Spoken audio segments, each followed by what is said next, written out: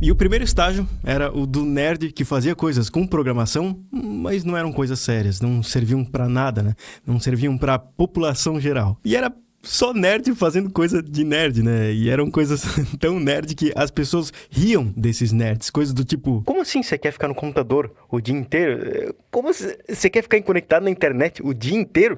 Sai da internet, seu nerd! E ai de você, se você mostrar pra essa pessoa, por exemplo, um programinha que você fez que perguntava o seu nome, a sua idade e imprimia isso de volta na tela. Colocava essas informações dentro de uma frase. Putz, muito nerd. Isso aí não vai dar em nada. Internet não vai dar em nada. É só nerd. Tá? Não é só nerd. É nerd e bandido tentando roubar o seu cartão de crédito. E era isso mesmo. Até porque muito disso ali nos anos 90, início dos anos 2000, a coisa era faroeste, porque o mundo estava passando pela bolha da internet, né? A bolha das .com. Ninguém tinha acertado a mão em produtos e serviços. Era muito vaporware, software fantasma, sabe? Prometia um monte de coisa, mas não fazia nada, ou nem fazia sentido existir, né? Não tinha uso real. Então a internet nessa época era uma coisa realmente muito estranha. Inclusive, o Rafael Tavares, aqui da equipe, lembrou da existência dessa entrevista do Bill Gates com o David Letterman, que aconteceu em 1995. E, caramba, 1995 não é 1800, sabe? Faz tempo, mas não faz tanto tempo. Eu tava com 12 anos nessa época e Toy Story tava estreando nos cinemas. O álbum do Mamonas Assassinas tinha sido lançado, né? O único álbum que foi lançado. A famosa série Friends tava na segunda temporada. O Windows 95 tava entrando nas lojas e era uma época sensacional, essas coisas se vendiam em loja ainda. De qualquer forma, nota o nível debochado até que as pessoas entendiam essa tal de internet. Olha só. But you know, I think about this, and what about this internet thing? Do you know anything about that? Sure. What the hell is that exactly? Well, it's become a place where people are publishing information. Right. So everybody can have their own homepage. Companies are there, the latest information. It's wild what's going on. You can send electronic mail to people. It is the big new thing. Yeah, but you know, it's easy to criticize something you don't fully understand, which is my position here. Go ahead. But I can remember a couple of months ago, there was like a big breakthrough announcement that on the internet or on some computer deal, they were going to broadcast a baseball game. You could listen to a baseball game on your computer. And I just thought to myself, does radio ring a bell?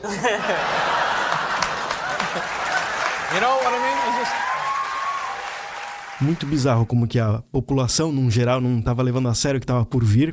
Inclusive, nessa época, uma das coisas relacionadas à programação que poderiam te dar mais popularidade entre os nerds era saber fazer scripts para Mirk. O Mirk era um cliente do protocolo IRC que se conectava em redes como Brasnet, Brasirc, Braslink, e era um chat em tempo real para quem era nerd ou quem tinha tendências nerds de conversarem entre si. Então, o esquema era saber fazer scripts que customizavam esse cliente de IRC ou saber mexer em scripts existentes como o Ninja Script, o meu favorito. Tinha também o Avalanche Script, T7DS Script. Tinha uma tonelada de scripts e eles eram realmente úteis porque o Mirk padrão era meio ruim em sem muito recurso. Só que junto disso, junto até do fato do protocolo IRC expor o IP final dos outros usuários que estavam conectados na rede, era comum o seu computador tomar um nuke usando ferramentas como o WinNuke. Essa ferramenta explorava problemas em versões antigas do Windows, onde era só enviar pacotes mal formatados para uma porta em específica e o computador da pessoa dava tela azul. Era bizarro. E claro que depois de um período, essa brecha foi fechada, só que um pouco mais pra frente veio a popularização dos trojans. Isso foi uma época safada, tá?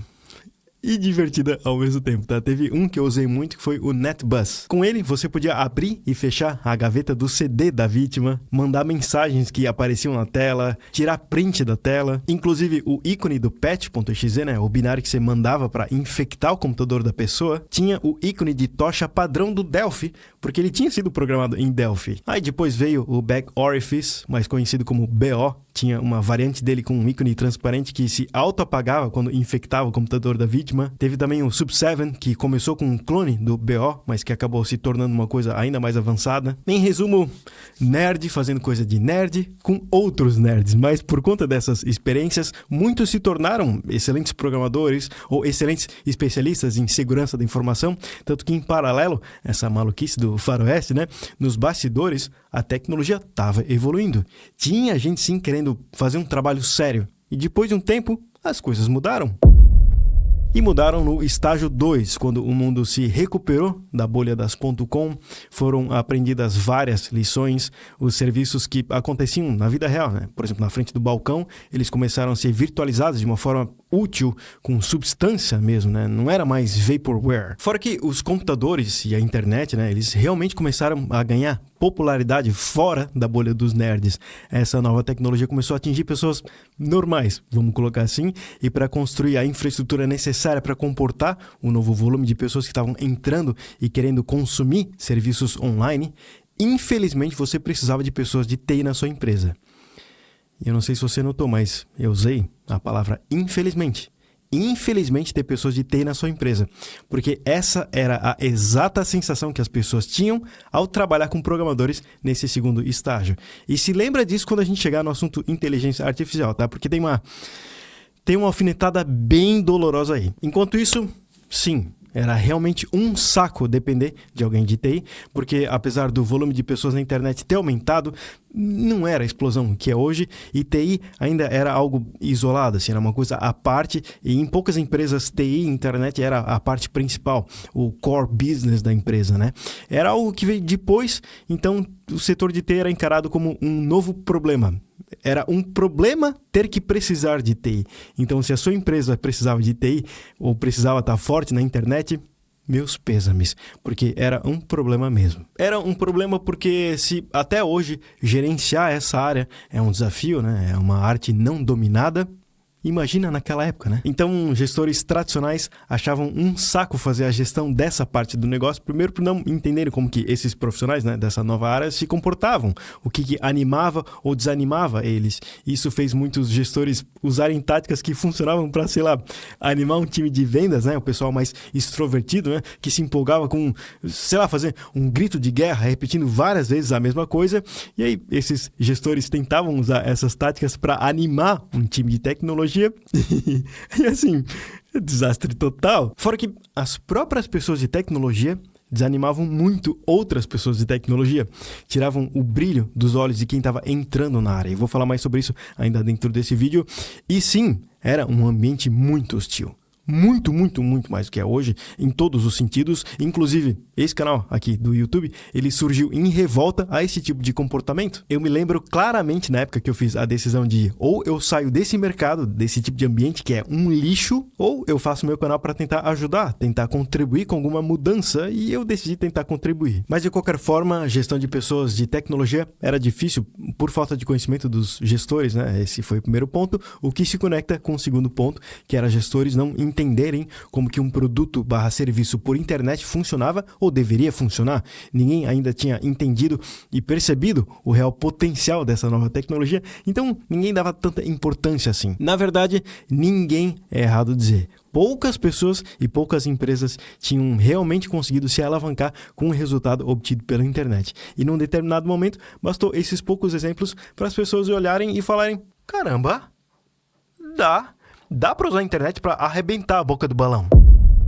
E é aqui que a gente entra no estágio 3 do que eu vivi na programação, onde TI saiu de ser o problema para ser a solução. Só que daí a solução de todos os problemas. Todos. Então, depois de ver que cada vez mais as empresas estavam revolucionando os seus negócios pelo uso correto da internet, que ter um time de TI produtivo que com programação conseguiria automatizar tarefas que antes precisavam de muitos humanos e com isso conseguiria alavancar os resultados e cortar custos ao mesmo tempo, que com programação também conseguiria se criar novos produtos e serviços e eles trariam novas receitas.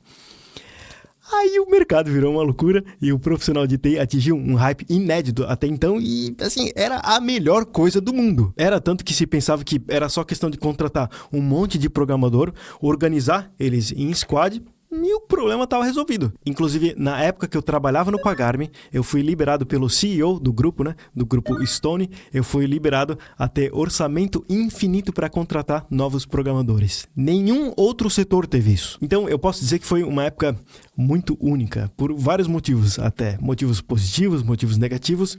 E a sensação do momento era que as empresas, elas tinham, sei lá, pego a estrelinha do Mario, sabe? Essa era a sensação e até certo ponto, se você tentasse parar para escutar se tinha alguma música de fundo tocando na sua vida, dava pra escutar a música que toca quando você pega a estrelinha, e tava todo mundo sobre o efeito dela, incluindo os próprios programadores. E nessa época a gente, e eu falo a gente porque eu me incluo em partes pelo menos, a gente tinha uma postura muito ruim. A postura era que programação, ou o programador, era a coisa mais valiosa do mundo.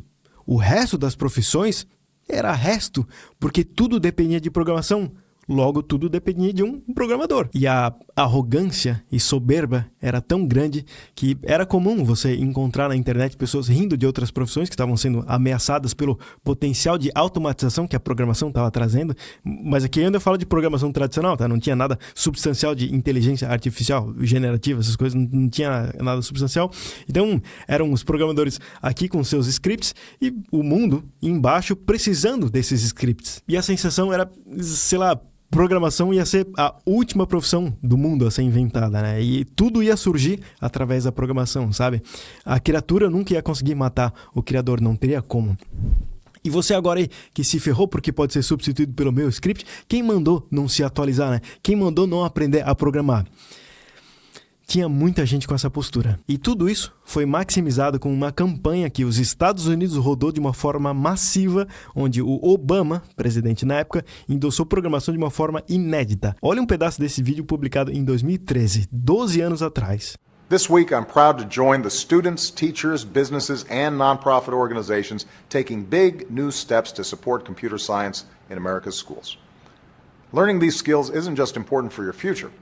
It's important for our country's future. If we want America to stay on the cutting edge, we need young Americans like you to master the tools and technology that will change the way we do just about everything. Don't just buy a new video game, make one. Don't just download the latest app, help design it. Tem esse daqui também, dele programando em JavaScript. E não foi só o Obama quem entrou nessa campanha, não. Foi o Mark Zuckerberg do Facebook, Bill Gates da Microsoft, Jack Dorsey, criador do Twitter, Drew Houston, criador do Dropbox, Gabe Newell, criador da Valve. Tinha até o will.i.am da banda Black Eyed Peas. Lembra dela? Bom, todo mundo empurrando programação com força, porque era a coisa mais massa do mundo, assim, loucura total. Só que o detalhe era que, enquanto todo mundo estava se embebedando com os efeitos da estrelinha do Mario, quem jogou o jogo sabe que uma hora o efeito dela acaba e acabou. Isso nos leva para o quarto estágio do que eu vivenciei, e foi um estágio de ressaca. Naturalmente foi um estágio de ressaca. A partir do